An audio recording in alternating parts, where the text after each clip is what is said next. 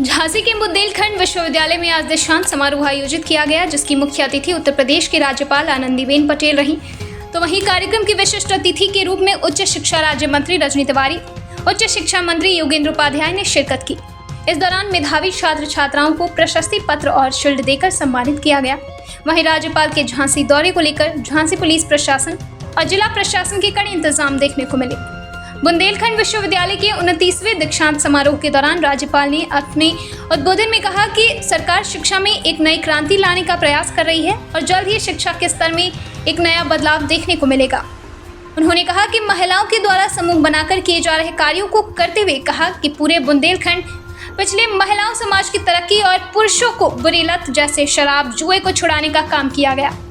उन्होंने कहा कि कई गांव में तो महिलाओं ने जुए खेलने पर अपने पति के खिलाफ भी मुकदमे दर्ज कराए हैं। इससे आज उनके बच्चे अच्छी शिक्षा प्राप्त कर रहे हैं और उनके पति रोजगार से जुड़ते हुए अच्छा जीवन जी रहे हैं। दीक्षांत समारोह के दौरान भारतीय संस्कृति को लेकर गैलरी तैयार की गई, जिसमें कई विभागों के छात्र छात्राओं ने चित्रों की प्रदर्शनी लगाई। कार्यक्रम की अध्यक्षता करने आई राज्यपाल आनंदीबेन पटेल ने विवि के छात्र छात्राओं के द्वारा स्टार्टअप मिलेट आंगनबाड़ी के स्टॉलों पर पहुंचकर बातचीत की। वहीं उन्होंने छात्र छात्राओं द्वारा बनाए गए चित्रों की भी तारीफ की। वहीं मंच पर 82 छात्र छात्राओं को पदक व 110 को शोध उपाधि दी गई। ब्यूरो रिपोर्ट, दिल्ली समाचार। लगा है ये जरा मुझे हिसाब करके दिखाया। तो जब हिसाब आया तो पेड़ ज्यादा थे, धरती थी नहीं, जमीन इतनी थी नहीं, इतने पेड़ हम लगा सके। ऐसा है हमारा काम मित्र।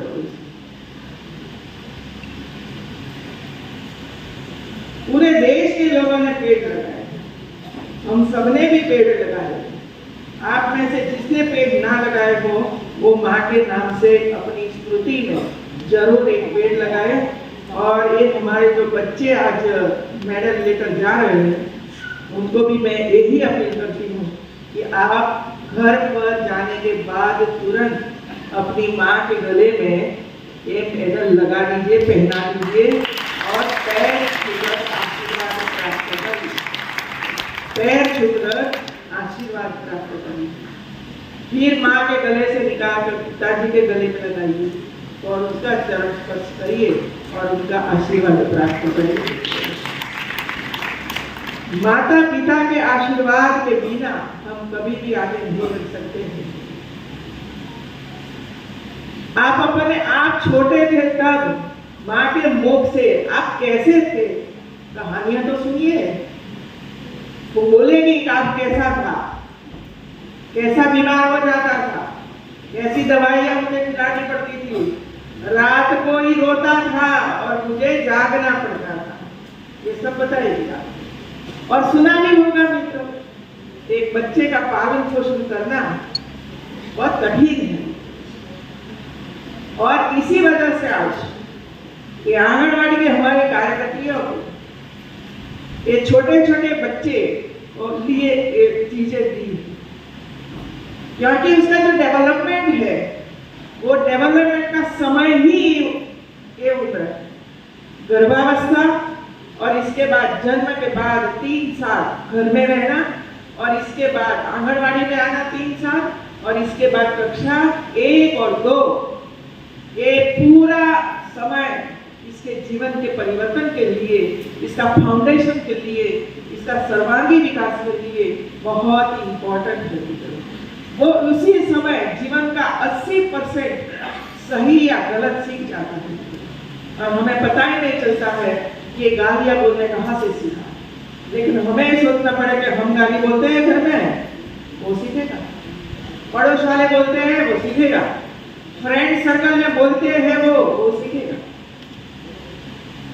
और फिर एक बार गलती कर देता है, फिर उसको सुधारना। गलती तो 1 महीने में हो जाती है, 1 सेकंड में हो जाती है और इसके बाद उसको भूलाना और फिर नया सिखाना बहुत कठिन हो जाता है। और इसी वजह से मेरी दृष्टि से यूनिवर्सिटी के बजाय सबसे हमारा ध्यान आंगनबाड़ी में होना चाहिए।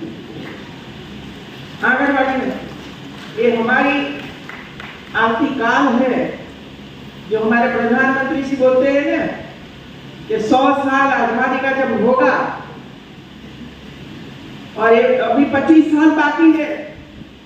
तो ये 25 साल में भारत को कहाँ ले जाना है, इसकी जिम्मेवारी आप सब पर आने वाली है, आपके कंधों पर ये जिम्मेवारी। और इसी वजह से हमें सिंसियर भी बनना पड़ेगा, देश सेवा के लिए आगे भी आना पड़ेगा, गरीब की उंगली भी पकड़नी पड़ेगी, उसको भी आगे बढ़ाना पड़ेगा, सबको शिक्षा देनी ही पड़ेगी, हेल्थ सेंटर बनाना ही पड़ेगा।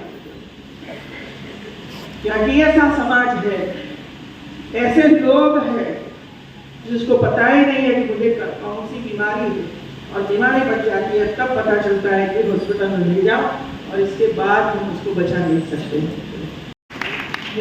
नरेंद्र मोदी की ऐप देखते रहिए, और ये ऐप में काफी कुछ आ रहा है, और इसको ध्यान में रखते हुए यूनिवर्सिटी, एफिलिएटेड कॉलेज, स्कूल्स वगैरह आगे बढ़ते रहे। इस विश्वास के साथ आप सबको पुनः बधाई देकर मेरा वक्तव्य पूर्ण करती हूँ। धन्यवाद।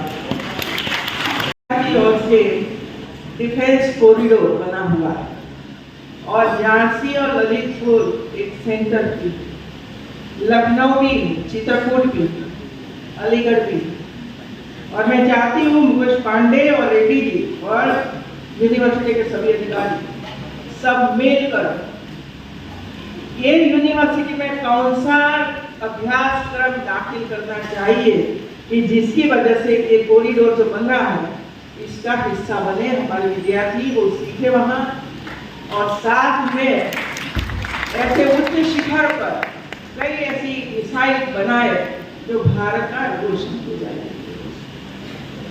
कोई भी विश्व की ताकत भारत के सामने खड़ी न हो, ऐसी ताकत भारत को बनाना चाहिए, और ये काम हमारे प्रधानमंत्री श्री कर रहे हैं। और मैं चाहती हूँ कि ऐसे काम साथ में मिलकर अभ्यास कर तैयार करिए और यूनिवर्सिटी में दाखिल करिए। आज कई विद्यार्थियों को गोल्ड मेडल मिला है, सिल्वर मेडल मिला है, अलग प्रकार के मेडल प्राप्त होते हैं, और वही हुआ है कि जब ये यूनिवर्सिटी में हुआ है सबसे ज्यादा लड़कियां ले गई है, और बाद में हमारे लड़के लिए। इसी बात से सबसे ज्यादा धन्यवाद बेटियों को ही देना पड़ेगा, और बाद में बेटों को देना पड़ेगा। आप सबको बहुत बहुत बधाई। जिसको मेडल नहीं मिला है उसको भी बधाई। आप निराश मत होइए मित्रों, क्योंकि 1-2 मार्क्स का ही फर्क होता है, ज्यादा फर्क नहीं होता। अपार है वो, आज तक जान ही नहीं पाए। अभी लगता है कि महिलाएं आगे आ रही है, काम कर रही है, तो उसको हम कुछ न कुछ सिखाए। या तो अभी थोड़े दिन के बाद दीपावली का पर्व आएगा, आप सब लोगों को दीपावली का बहुत बहुत बधाई देती हूँ। अच्छी तरह से दीपावली का पर्व मनाइए। और एक हमारे लोक पुरुष सरदार वल्लभ भाई पटेल 31 अक्टूबर को 149 जयंती अभी आएगी, 4 दिन के बाद। सरदार वल्लभ भाई पटेल ने अखंड भारत बनाने का काम किया था।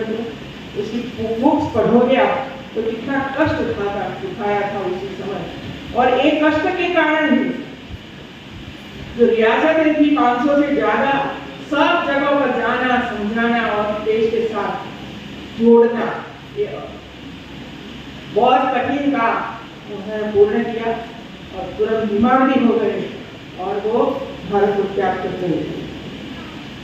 ये हमारे लोखंडी पुरुष सरदार वल्लभ भाई पटेल की जन्म जयंती है, और पूरे धाम-धूम से पूरी यूनिवर्सिटी इसमें हिस्सा ले और उसके जीवन के बारे में चर्चाएं कराए, और हम सीखे कि हम देश के लिए कैसे काम कर सकते हैं। तो आप लोगों को बहुत